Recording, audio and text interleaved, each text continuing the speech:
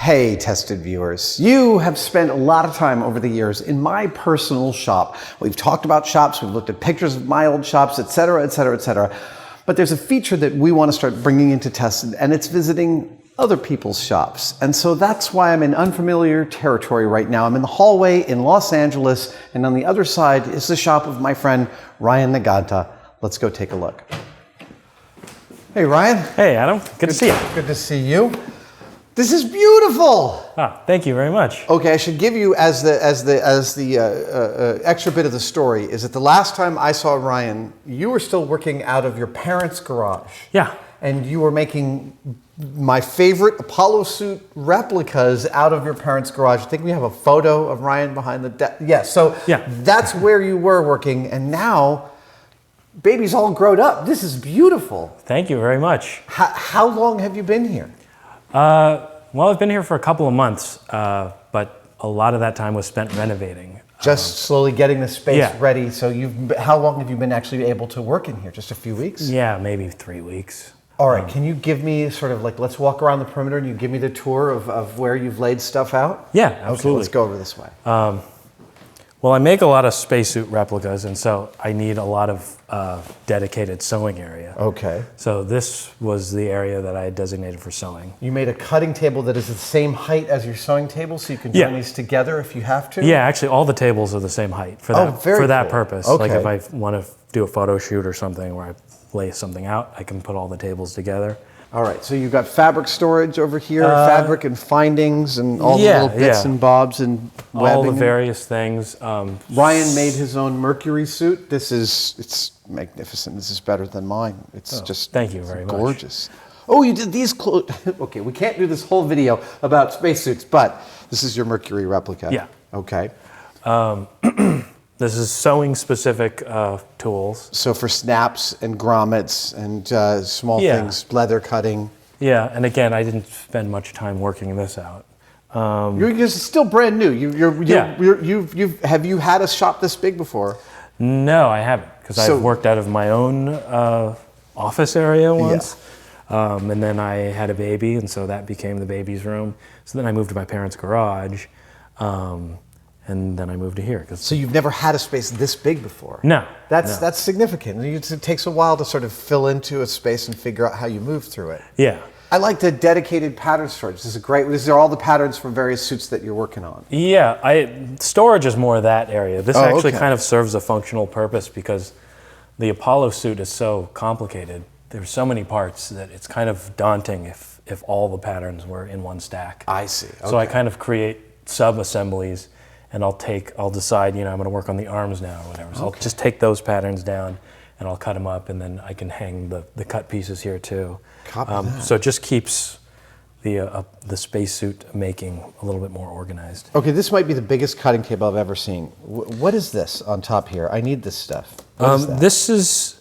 There's actually a company online that will make you a custom cutting mat, like to whatever size you want. Oh, really? Like a sealable cutting mat. And you put this underneath. Well, it comes with this. They print this grid, and then you stick it under there. Oh my gosh, okay. Let's walk over towards the tools.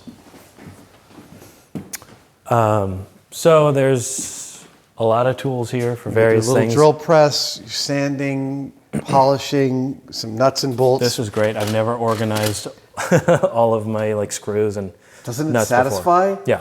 I also love going in and being like, there's one left, and making a list. The next time I'm at the hardware store, I grab myself the 2.5-inch quarter 20 zinc plated. Yeah. And this is the machine shop. Yeah, I guess it's like a miniature machine shop. It's like a hobby lathe and a hobby mill. It's obviously not as good as the stuff you have. Those huge machines, but for small parts, what you get out of these is amazing to me. Yeah. I mean, you get tremendous precision. The work that I've seen is absolutely beautiful. It's a lot of setup for these small machines. Yeah, I got the lathe first, and sort of I did that Apollo flashlight project. And I basically taught myself how to use that on the flashlight. Yeah, on the flashlight. So you cut your own threads and everything. Yeah, the threading was difficult. Actually, the hardest thing was boring that long tube, which I'm sure on a large lathe is not a problem. No, it's fairly trivial. But something like this, I have multiple steps. boring bar Oh, yeah, that is. to go through that tube. It's a lot of rigidity to ask of this machine. Yeah. But basically, like, all the effort with a small machine is getting it not to fail. So everything has to be, all the cuts you make have to be very small and very slow. But you have a lot of experience with sewing, and I find that sewing is also an exercise in constantly adjusting to your machine and adjusting your machine to you. Oh, yeah, yeah. I've heard you talk about on your podcast a lot how a lot of these things like model building or sewing or machining, they're like there's similar principles. Like a lot of it is thinking about the order of operations. Yes. That's all machining is really. It's Right, like figuring carefully out thinking how to, through which cuts get made when. Yeah, so I'm learning. Like I got these machines before I knew how to machine, and basically taught myself how to do it. That's awesome. With And projects. Is this the table you said you made as potentially going to be your main work table? This was going to be a main work table. What's the logo? That's just a logo that I came up with for the studio that we do What is stuff it? here. EF is... It's 3F 3F. Studios. Okay. So we have a website where we're going to be sharing a lot of our work. I have a partner that I work with in here, George. I think it's great. I love it. It actually unifies this. The idea of a logo makes the space feel very professional, and it like unifies the space. Oh, well, thank you. It's actually inspired by, the real reason I designed this logo was on those Apollo fittings. They were made by a company called Airlock, which the logo looks a lot like this. It does. I realize this now. And I was putting the Airlock logo on the parts, but I thought, I should probably put an original logo that kind of looks like it on there. Right. So it's like I your designed stamp, but it this. also makes sure that no one passes it off as a casting of a real one. Yeah. So that's where the logo came from, but I liked it so much that I ended up just making stencils and putting it everywhere. It's great. It's really great. Yeah. Okay, so over here we've got, I guess, glue. Glue Yeah. application, Again, I'm not attachment. Yeah, I put a lot of thought into like that half, and then as we move this way, like it's a little less organized. You know, I'm still, every day I'm monitoring the way I work in my shop and changing its layout constantly. It'll be an ongoing process. Well, I've been making stuff for a long time. I just never had a space to do it in properly. Right, and this is the other thing, is that every shop that anyone sets up, it betrays a philosophy of working. Yeah. It betrays that person's philosophy of working. I mean, in here, I see what I expect to see seeing your work. There's space to think, and there's precision. It's like I feel you in both the output and where it comes from. I look forward. I want to come back here in like a year. Oh yeah. And see how you've refined it. So you've got storage for details and things here. Your chop saw, your table saw. Mm-hmm. You're going to need to put this on wheels. I'm just telling you. Yeah, I don't use the table saw that often, so far it hasn't been a problem, but wheels make things a lot easier. They do make table saw wheel bases. Oh, You okay. can purchase that lift with 1 foot, and then you can roll it and you can drop it with 1 foot, and it stays where you put it. I've already found that I want my trash can. That's one of the things I wanted, was a huge trash can. I already feel like I want that on wheels because I'm always moving that everywhere. Everything on wheels. Okay, this is your spray booth. Yeah, I made this for like $40 or $50. Thankfully, when we moved in here, there was already a hole cut in the wall. I think the previous tenant had like an air conditioner in And this here. goes into somebody else's apartment? No, that goes to outside the building. All right. But I was looking online at like spray booths, like hobby spray booths, and they're all for like scale models. They're pretty small. Yeah. Or they make the gigantic automotive ones. But there wasn't really anything that was kind of in between. So I just saw this like really cheap like duct fan.